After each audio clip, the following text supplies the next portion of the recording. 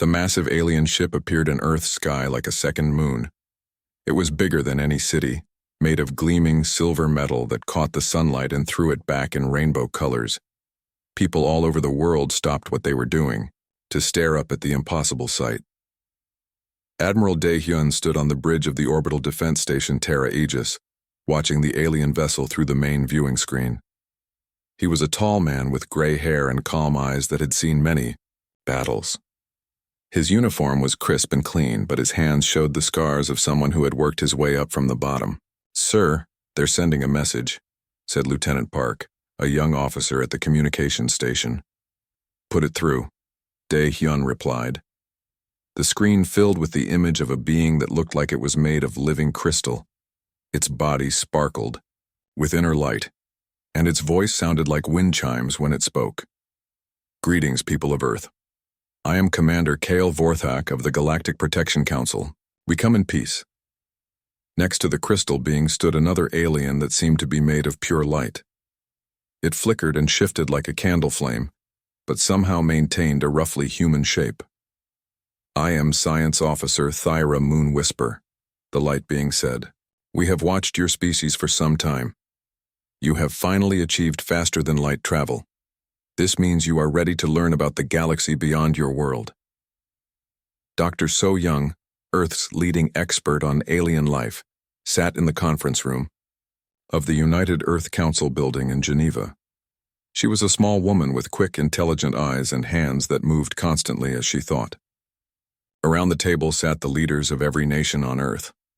"What do they want?" asked President Chen of the American Federation. "We'll find out soon enough," So Young replied. "But from what I can tell, they seem friendly." The aliens' ship landed in a field outside Geneva, crushing the grass under landing gear the size of buildings. A smaller craft detached from the main ship and flew to the council building, where it landed softly on the roof. Commander Vorthak and Science Officer Moon Whisper walked into the council chamber, followed by several other aliens. There was a being that looked like a walking tree, another that seemed to be made of flowing water, and a creature that changed colors every few seconds. "Please sit," said Secretary General Williams, gesturing to chairs that had been specially prepared. The crystal alien sat carefully, his body making small chiming sounds as he moved. "Thank you for your hospitality. We bring important news about the galaxy you have just entered." A holographic display appeared in the center of the room.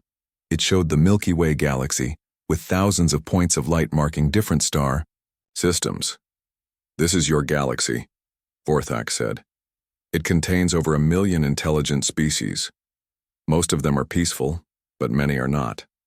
The display changed, showing horrible creatures with too many teeth, beings of pure darkness that consumed light itself, and machines that looked like giant metal spiders.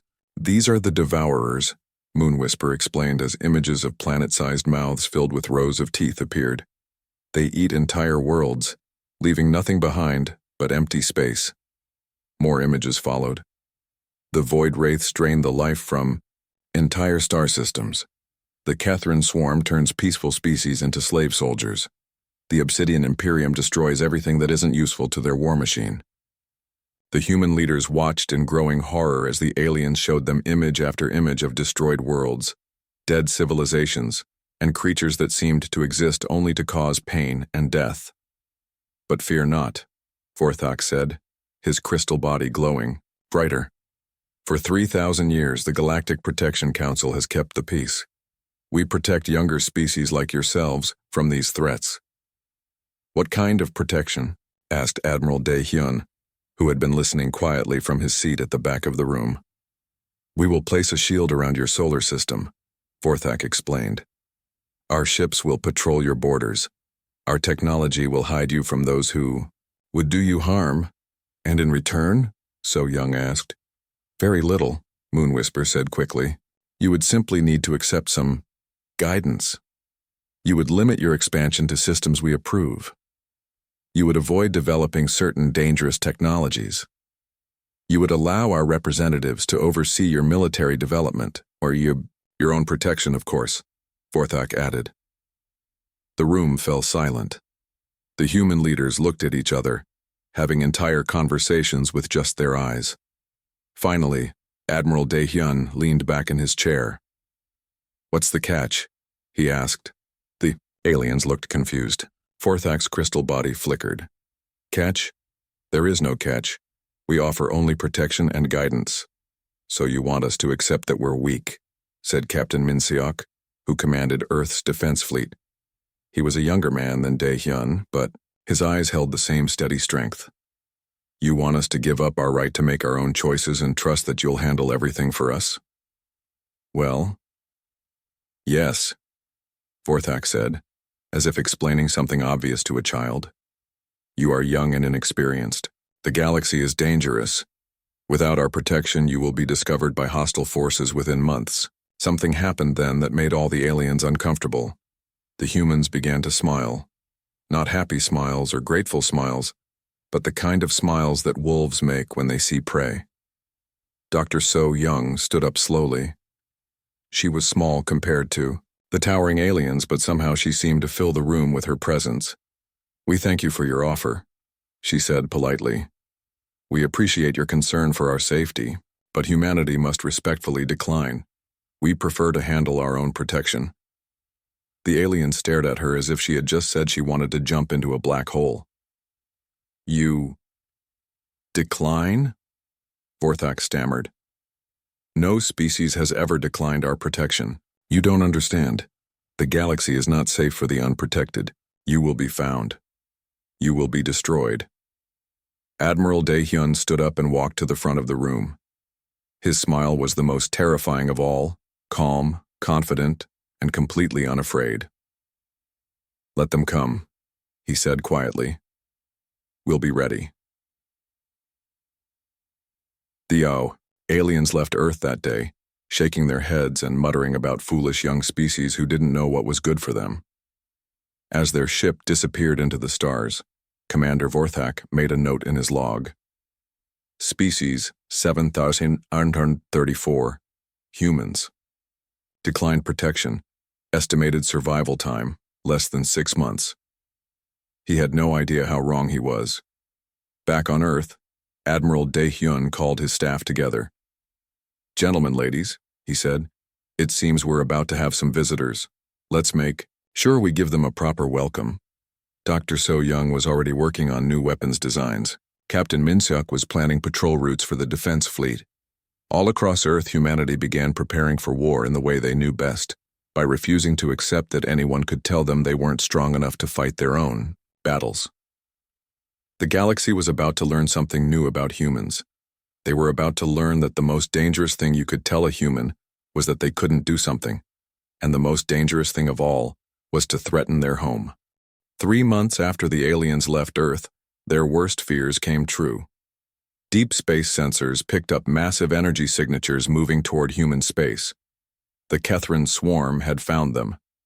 Admiral Dae-hyun stood in the command center of Terra Aegis, watching the tactical display as hundreds of red dots appeared on the screen. Each dot represented a Kethran warship, and there were more than 300 of them.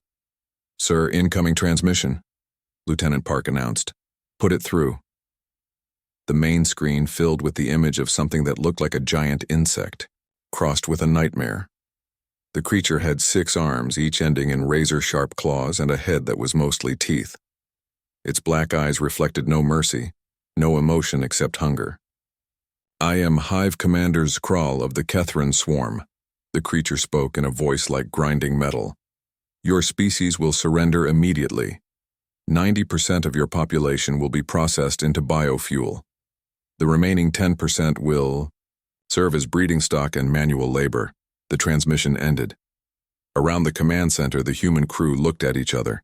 Then Lieutenant Park started laughing. Within seconds, the entire bridge was filled with laughter. "Processing us into biofuel?" Captain Min-seok asked between chuckles. "Did he just threaten to turn us into food?" "I think he did," Admiral Dae-hyun replied with a grin that would have made the Kethran nervous if they understood human expressions. "How long until they reach Earth?" 18 hours, sir." "Perfect. That gives us time to prepare a proper welcome." Across human space, Earth's defense fleet moved into position. But they didn't form the defensive formations that every other species used. Instead, they did something that confused the watching aliens from the Galactic Protection Council. They attacked. Commander Vorthak watched from his ship at the edge of the solar system, expecting to arrive just in time to save whatever humans survived the massacre. What he saw instead made his crystal body dim with shock. The human ships were smaller than the Kethran vessels. They had fewer weapons and weaker shields. By every measure, they should have been destroyed in minutes. But instead of running or hiding behind defensive positions, they accelerated straight toward the enemy fleet. Captain So-Jin led the first wave in her destroyer Soul's Pride. As her ship raced toward the Kethran formation, she spoke calmly into her communicator. All crew to escape pods. Execute kamikaze protocol in 30 seconds. The aliens watching couldn't understand what they were seeing. The human ship continued toward the enemy at impossible speed, while small pods launched from its sides. Seconds later, Soul's Pride slammed into the lead Kethran vessel at nearly the speed of light. The explosion lit up space like a new star. When the light faded, both ships were gone, but the human crew was safe in their escape pods, already being picked up by other ships. Impossible, Vorthak whispered. They sacrificed their ship, but saved their people. But that was just the beginning. Captain Minseok led the second wave, and his ships did something even more shocking. They didn't just ram the enemy, they rammed them with nuclear warheads attached. Ship after ship accelerated toward the Kethran fleet, their crews evacuating at the last possible second before the vessels exploded in the heart of the enemy formation. The Kethran, who prided themselves on their warrior culture, watched in growing horror as the humans fought with a combination of intelligence and insanity that they had never encountered. "Sir," called Lieutenant Do-Yoon from the communications station. "Broadcasting psychological warfare package now." "What are you sending them?" Admiral Dae-hyun asked. "Human history, sir. The good parts." The Kethran communication network suddenly filled with images from Earth's past. The trenches of World War I, where humans fought for years in conditions that would kill most aliens. The nuclear devastation of World War II, showing what humans did to their own cities rather than surrender. Footage from humanity's bloodiest conflicts accompanied by a simple message. This is what we do to ourselves. Imagine what we'll do to you. Hive Commander Zakral stared at the images flooding his screens. His species had conquered 17 civilizations, but none of them had ever showed him anything like this. These humans fought wars that lasted for years. They destroyed their own cities rather than give up. They turned science into weapons and weapons into art. What kind of species are these? He hissed to his second in command. He got his answer when human boarding parties, led by Sergeant Taeho, breached several Kethran ships.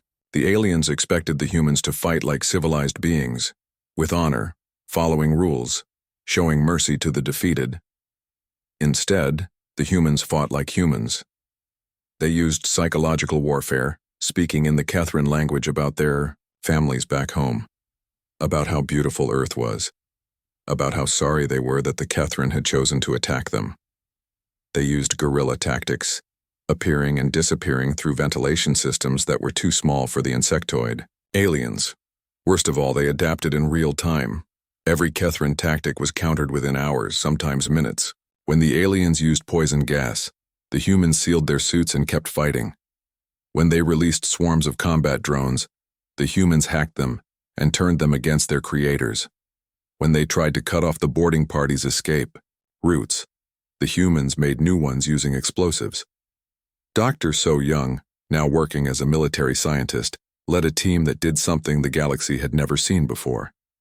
In the middle of the battle, while fighting was still going on, they captured Kethran technology, reverse-engineered it, improved it, and started using it against its creators. "How are they doing this?" Zakral demanded as his own bioweapons turned against his ships. "How are they adapting so quickly?" "They're not following any of the standard patterns," his advisor replied. "They're creative." The word sent a chill through the Kethran command. Creativity was chaos. Chaos was the enemy of order, and order was everything to their hive mind culture. But the final blow came from Admiral Daehyun himself. As the battle reached its climax, he broadcast a message on all frequencies. "Zakral, this is Admiral Daehyun of the Human Defense Fleet. I'm aboard the command ship Soul's Vengeance, heading directly for your flagship. I'm sure you've noticed that my ship is damaged and my weapons are offline." The Kethran commander looked at his tactical display. The human admiral's ship was indeed crippled, drifting toward the Kethran flagship with dead engines and no shields. "I want to surrender," Daehyun continued. "I'm coming aboard your ship to discuss terms." Zakral allowed himself a moment of satisfaction. Finally, the humans were acting sensibly. He ordered his forces to capture the human ship intact, bringing the enemy admiral aboard as a prisoner. It wasn't until Soul's Vengeance was in the docking bay of the Kethran flagship that Zakral realized his mistake. The human ship wasn't damaged. It was a bomb. And Admiral Daehyun wasn't surrendering. He was delivering a nuclear warhead directly into the heart of the enemy fleet. The explosion took out the Kethran flagship and 17 nearby vessels. Admiral Daehyun and his crew had teleported to safety seconds before the detonation, leaving behind only a message burned into the Kethran communication systems. "Welcome to Earth. Enjoy your stay." The Kethran swarm, facing an enemy that fought with a creativity and ruthlessness they couldn't understand, did something unprecedented in their 1,000-year history. They retreated. But before they could escape, Captain Min Seok's pursuit fleet caught up with them. The remaining Kethran ships found themselves surrounded by human vessels that should have been no match for them.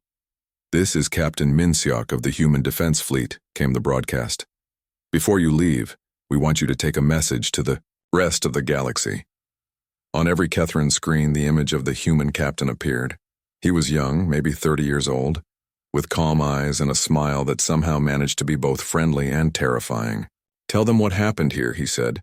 "Tell them that humanity doesn't just fight, we evolve. Tell them that we don't just defend our home, we hunt those who threaten it.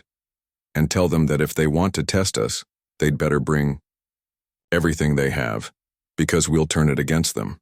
The Kethran fleet jumped to hyperspace, fleeing faster than they had ever fled from any enemy. Behind them, the humans began salvaging the wreckage, already working to understand and improve the alien technology they had captured. Commander Vorthak watched it all from his observation ship, his crystal body flickering with confused light. In 3,000 years of galactic history, no species had ever defeated the Kethran swarm in open battle. No species had ever made them retreat. But then, no species had ever fought like humans. As reports of the battle spread across the galaxy, other species began asking uncomfortable questions. If humans could defeat the Kethran without protection, what else were they capable of? And if the Protection Council's assessment of human abilities was so wrong, what else had they been wrong about? The galaxy was about to find out. News of humanity's victory over the Kethran swarm spread across the galaxy faster than light itself. On 1,000 worlds, in 1,000,000 space stations, across the vast network of the galactic communication grid, beings of every shape and species heard the impossible story.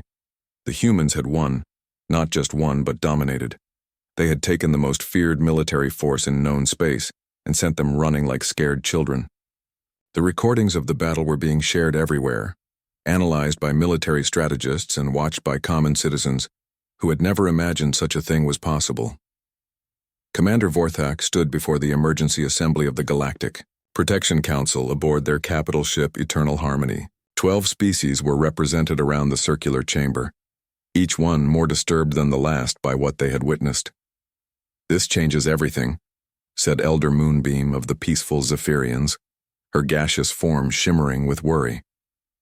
"If a species can defeat the Kethran without our protection, what does that mean for our authority?" "It means we have a problem," growled War Chief Stormclaw of the militant Razorhawks, his feathered crest standing up in agitation. "These humans are dangerous. They fight without honor, without rules, without any respect for the established order." Vorthak's crystal body pulsed with frustrated light. "The real problem isn't that they won. It's what's happening because they won." He activated the chamber's main display, showing reports from across the galaxy. on Kepler 442b, the native Talari, had formally rejected council oversight, declaring their independence. The mining colonies of the Arcturus system were demanding the right to develop their own defenses.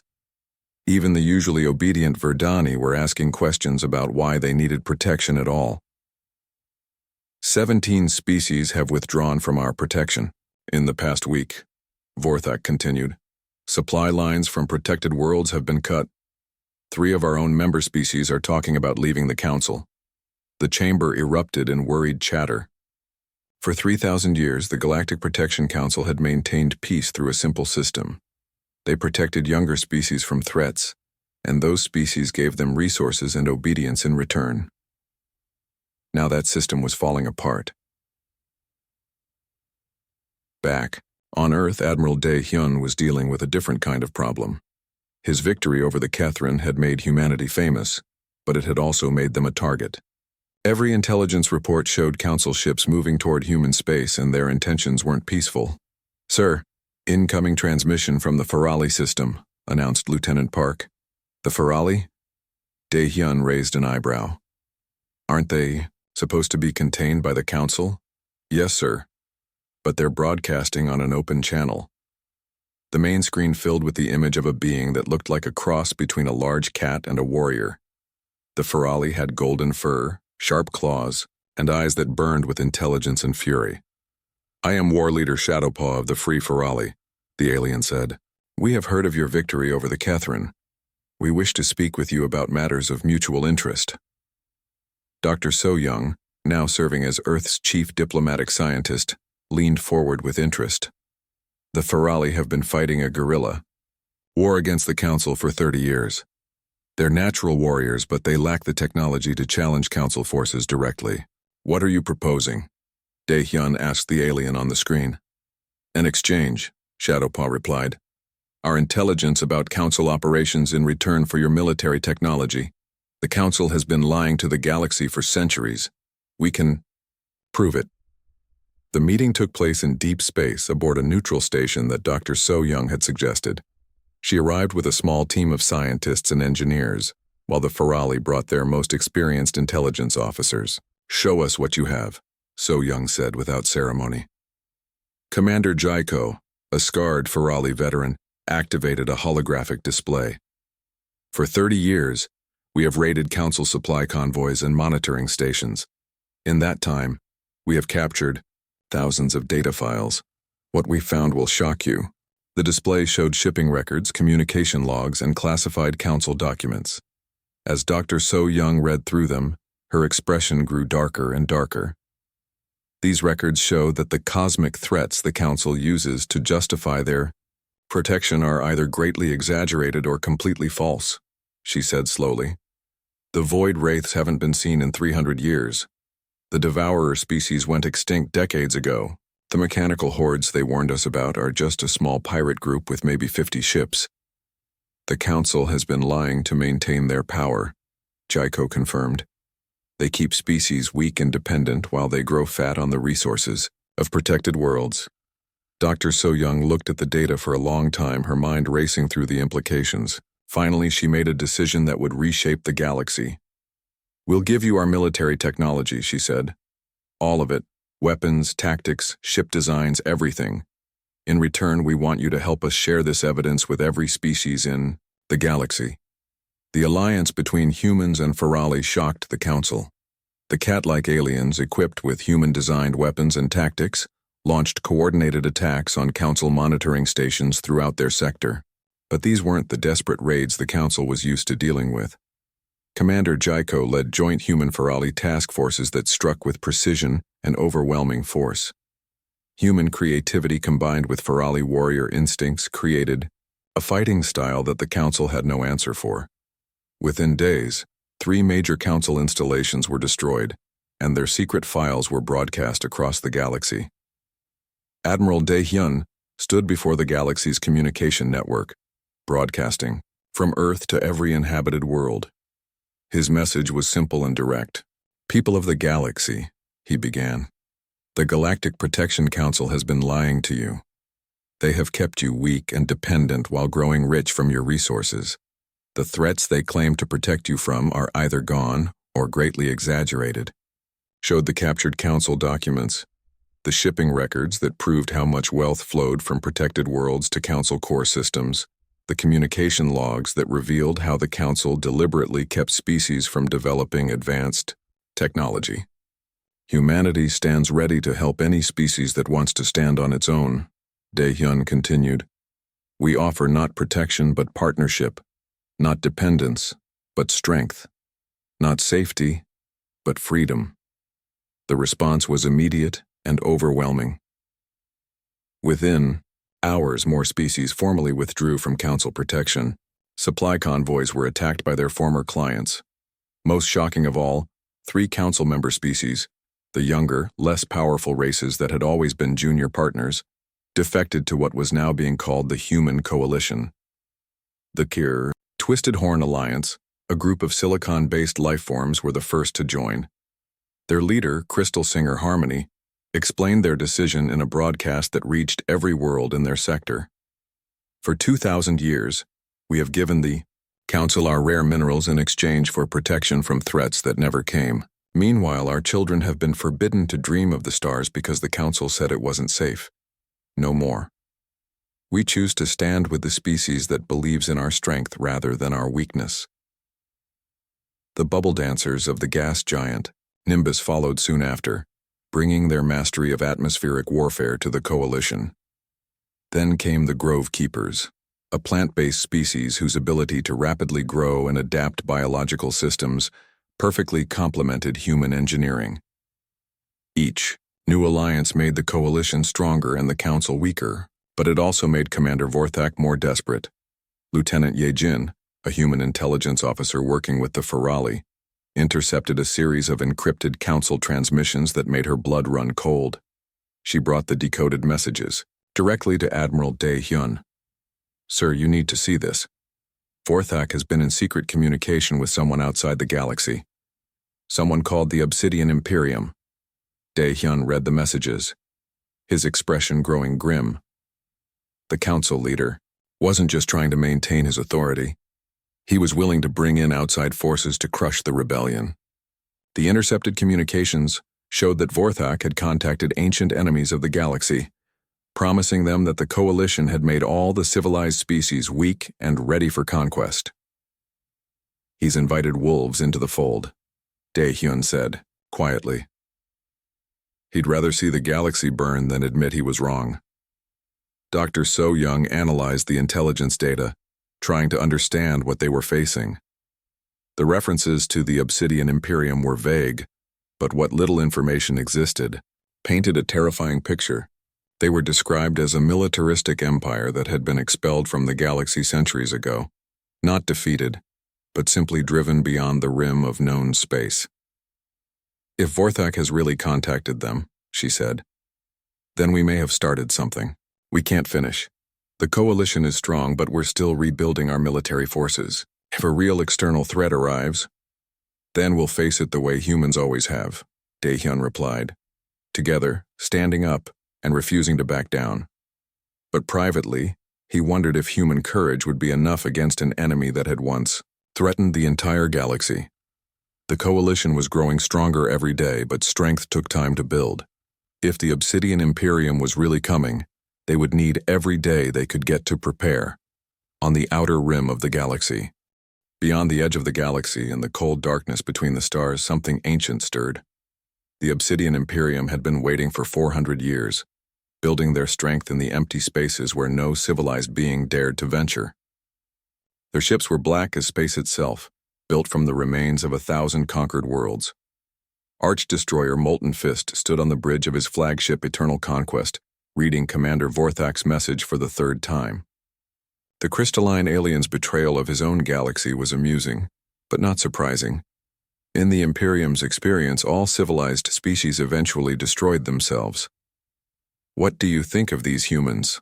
Asked his second-in-command, War Master. Iron Claw Molten Fist's obsidian features showed no emotion, but his red eyes glowed brighter. Another species that thinks it understands war.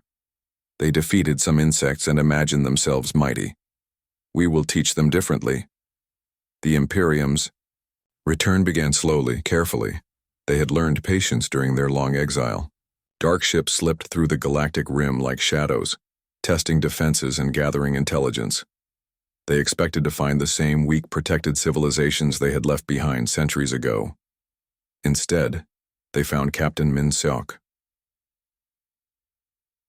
The first contact between humanity and the Obsidian Imperium happened in the Tau Ceti system, where Min Seok was investigating reports of missing colony ships.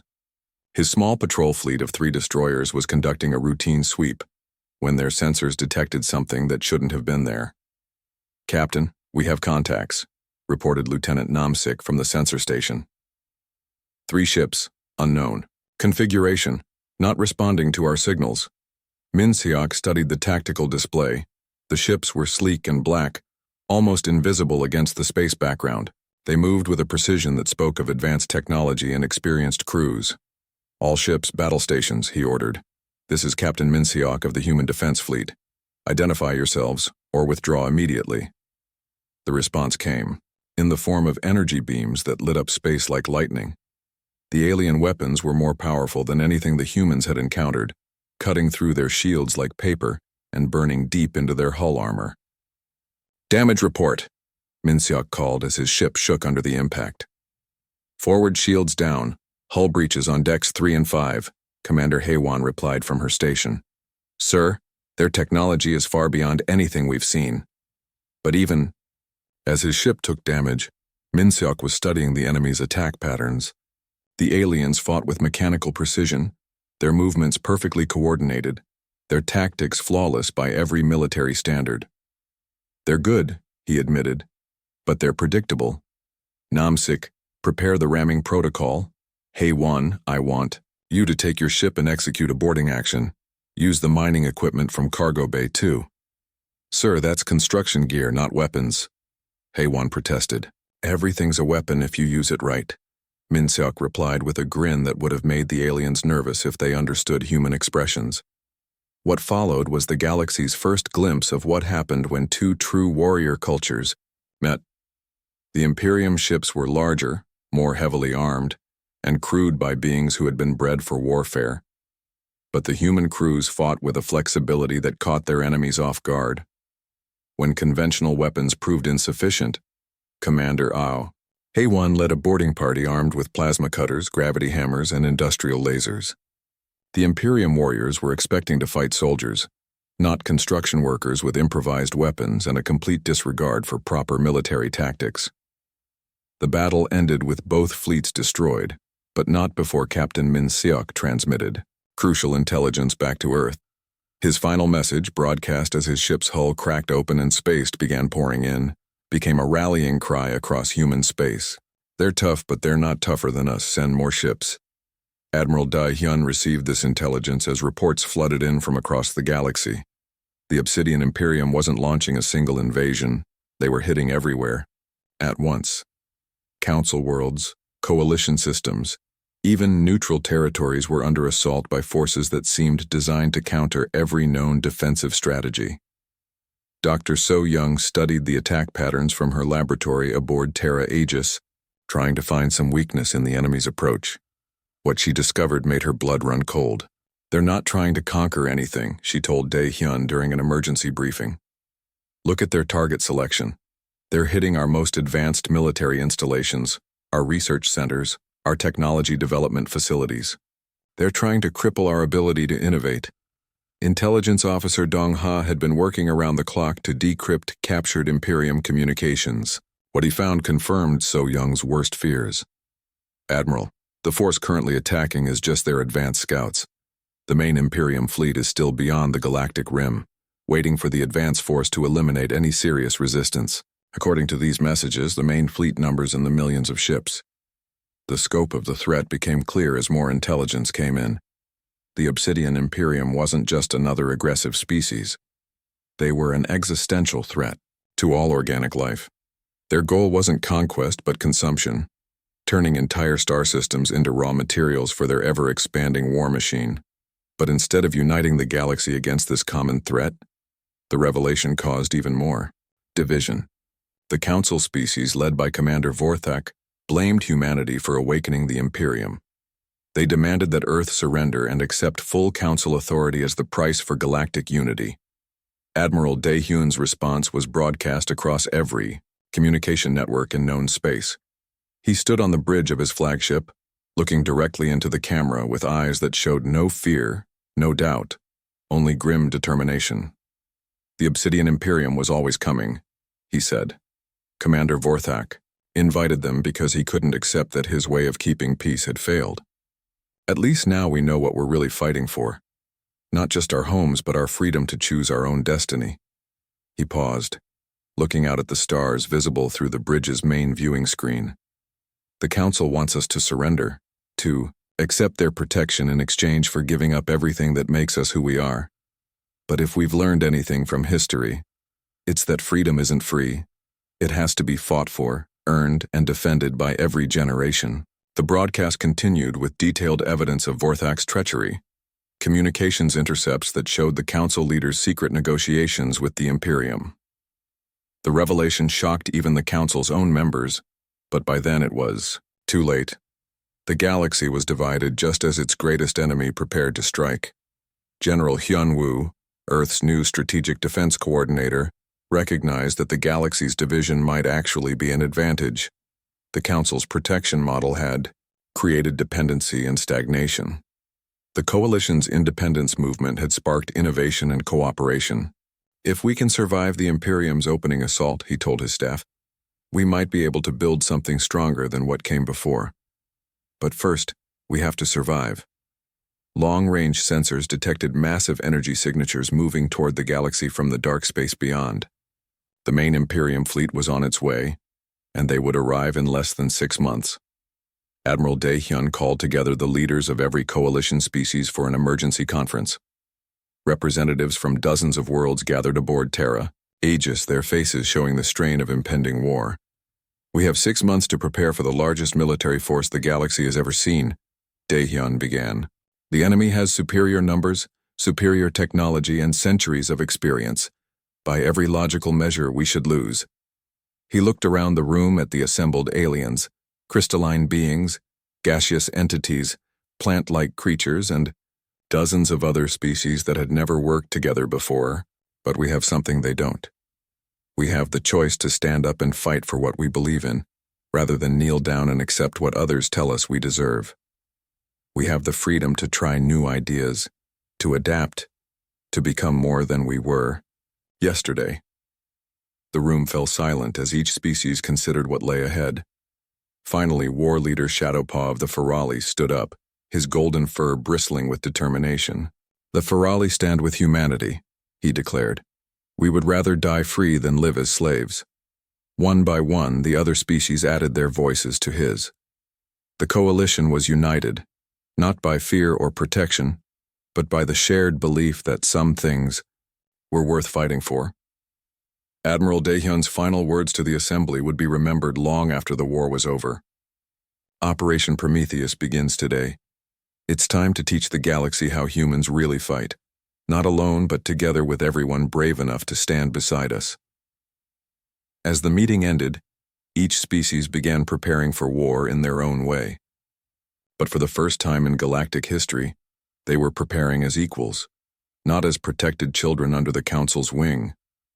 The Obsidian Imperium was coming, and they would find a galaxy very different from the one they had left behind. Operation Prometheus was unlike anything the galaxy had ever seen. Admiral Daehyun didn't just plan to fight the Obsidian Imperium, he planned to transform the very nature of galactic warfare itself. Dr. So Young stood in her expanded laboratory, aboard Terra Aegis, surrounded by representatives from 20 different species. Each alien brought their unique knowledge and abilities, creating a melting pot of ideas that would have been impossible under the Council's rigid protection system. We're not building bigger guns or stronger shields, she explained to the mixed group of scientists and engineers. We're building something better, the ability to adapt faster than our enemies can react. The first test of human coalition tactics came when Imperium scout forces attacked the Vega system. Captain So Jin, now Admiral of the Fast Attack Fleet, led the defense with ships that seemed to evolve during the battle itself. The Imperium forces arrived expecting to face static defenses, as they had for centuries.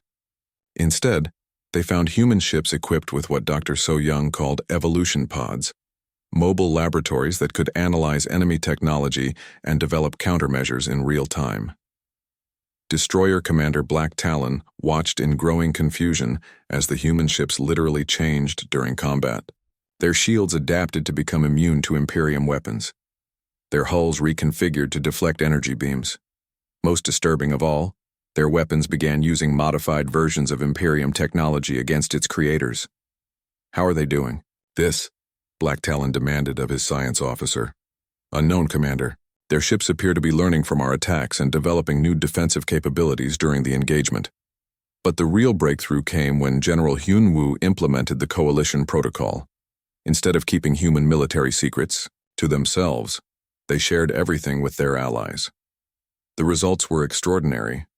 Commander Jaiko of the Ferali brought his people's mastery of psychological warfare. The crystalline Nexari, who had defected from the Council, provided their matter manipulation technology. The gas-dwelling Zephyrians offered their expertise in atmospheric combat. The plant-like Verdani contributed their rapid growth biotechnology. Most importantly, each species learned from the others. Human creativity sparked Ferali innovation. Nexari precision enhanced human adaptability. Zephyrian flexibility combined with Verdani persistence created entirely new forms of warfare. The first integrated coalition fleet took the field under Commander Jaiko's leadership, with human Admiral Dae Hyun serving as overall strategic coordinator. Their ships didn't just fight alongside each other. They fought as a single organism, each species' strengths compensating for the other's weaknesses. When the main Imperium invasion force finally arrived, led by Archdestroyer Molten Fist himself, they expected to crush the same weak divided galaxy they had left centuries before. Instead, they found something that challenged everything they believed about warfare. The invasion began exactly as Molten Fist had planned. His fleet of 12 million ships entered the galaxy through multiple entry points, each group commanded by a different destroyer-class leader. They moved with mechanical precision, following strategies that had conquered 100 galaxies. The first battles went exactly as the Imperium expected. Council defense fleets, designed for peacekeeping rather than total war, crumbled under the assault. Commander Vorthok's protection forces were swept aside like leaves in a hurricane. Within 2 weeks, 3 Council core worlds had fallen. But when the Imperium reached Coalition space, everything changed. Admiral Dae Hyun had studied the enemy's tactics during their scouting phase, and he understood their greatest weakness. The Imperium was built on the principle of overwhelming force applied with perfect precision. They expected enemies to stand and fight, to defend fixed positions, to follow predictable patterns. Humans didn't do predictable. Begin the Scorched Galaxy strategy, Dae Hyun ordered from his command ship Soul's Vengeance. Across Coalition space, something unprecedented began to happen. Instead of defending their worlds, the Coalition forces began systematically evacuating them. Planets were stripped of useful materials. Space stations were broken down and their components loaded onto mobile bases. Even star systems were destabilized using controlled stellar engineering. Captain Min Seok, commanding a fleet of mobile bases, led the Coalition retreat deeper into human space. But it wasn't a retreat. It was the largest trap in galactic history. The Imperium found itself conquering empty shells. Every system they captured was worthless. Every victory was hollow. They controlled vast territories but couldn't supply their forces because Coalition raiders, led by Lieutenant Colonel Sang Ho, turned every supply convoy into a target. Where are they? Molten Fist demanded as his forces controlled 100 star systems but faced constant attacks from an enemy they couldn't pin down. Where is their fleet? Where are their bases? Everywhere and nowhere, sir, his intelligence officer replied. They're fighting like ghosts. But the Coalition wasn't just running and hiding.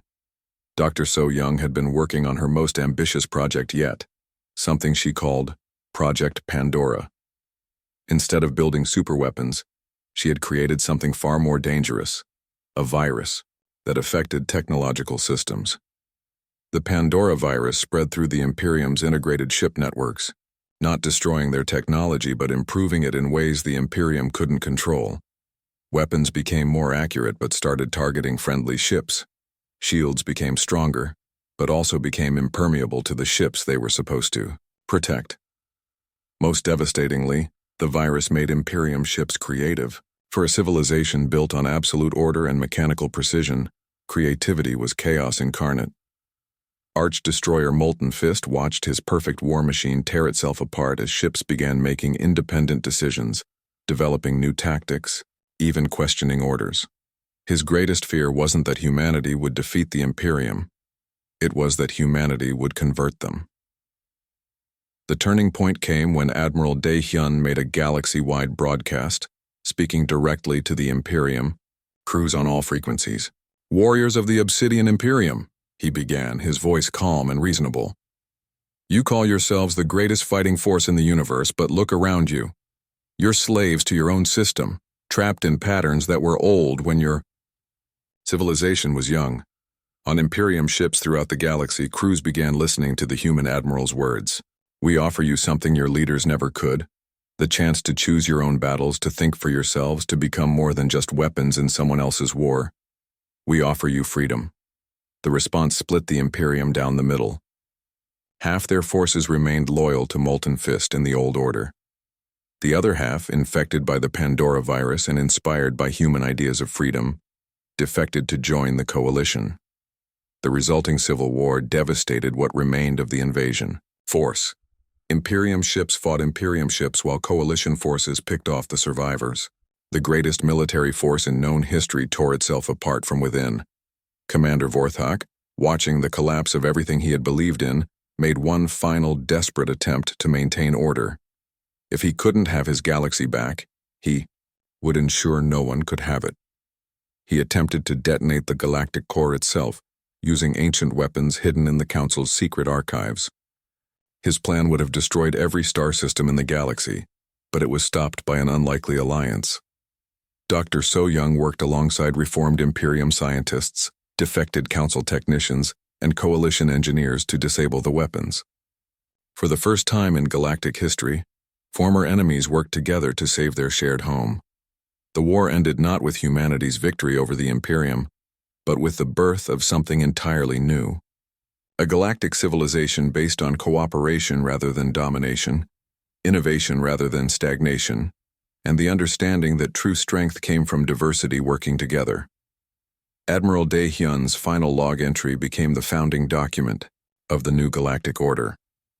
"We didn't fight to prove humans were superior. We fought to prove that no one has to be inferior. The galaxy belongs to everyone willing to stand up and defend it. We've learned that the greatest weapon isn't technology or numbers or even courage. It's the refusal to accept that some beings are meant to rule while others are meant to obey." 5 years later, the galaxy had been transformed. Former Imperium. Worlds were rebuilding as coalition members, their populations learning to think for themselves for the first time in centuries. Council species were governing themselves, discovering strengths they never knew they had. Most importantly, when new threats emerged from beyond the galaxy, exploration ships from distant star clusters, seeking either trade or conquest, they faced not a divided collection of weak, protected species, but a united civilization that had learned to stand together. The standard response to any potential threat was simple and direct. "Welcome to our galaxy. We offer friendship to those who come in peace, fair trade to those who seek profit, and total war to those who threaten our freedom. Choose wisely." And when some of those visitors chose poorly, they learned what the Kethrin and the Imperium had learned before them. They learned that the most dangerous thing you could tell a human was that they couldn't do something. And the most dangerous thing of all was to threaten their home.